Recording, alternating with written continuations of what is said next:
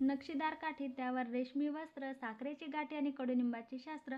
गुढीपाडवा म्हणजे विजयाचे अस्त्र. तुम्हा सर्वांना गुढीपाडवा आणि हिंदू नववर्षाच्या खूप खूप शुभेच्छा. तर सकाळी सकाळी सृजला असं छान रेडी केलं होतं. मस्त तिच्या गळ्यामध्ये साखरेची अशी गाठी घातली होती. तिला खूप छान वाटलं. मस्त अशी गोल गोल फिरत होती. नंतर दारामध्ये सडा आणि छान अशी रांगोळी काढून घेतली. रांगोळी झाल्याच्या नंतर मी लागले होते लगेच देवघरातील पूजेच्या तयारीला.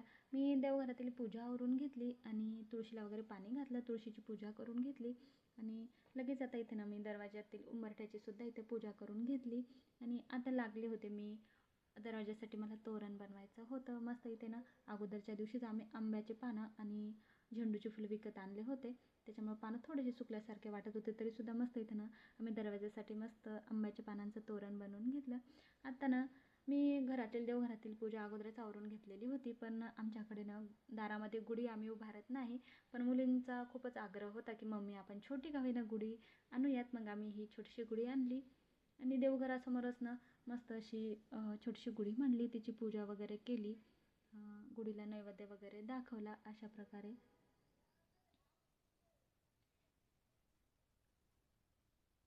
खूपच छान वाटत होती. छोटीशी गुढी पूजा करून घेतली. गुढीला नैवेद्य वगैरे दाखवला. नमस्कार वगैरे केला.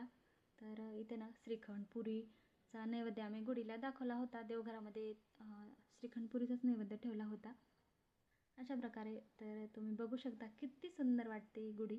मस्त अशी गुढी उभारली. देवाला प्रार्थना केली. देवघरातील देवांना सुद्धा नैवेद्य दाखवला होता. अशा प्रकारे देवघर छान असं प्रसन्न वाटत होतं. नंतर जो बाकीचा स्वयंपाक राहिलेला होता, लगेच इकडे मी जो स्वयंपाकाला लागले होते. मस्त आज श्रीखंड आणि पुरीचा बेत होता. इथे मी आता गरम गरम मस्त पुऱ्या बनवून घेतल्या आणि मस्त गरम गरम जेवणामध्ये भजे पण होते.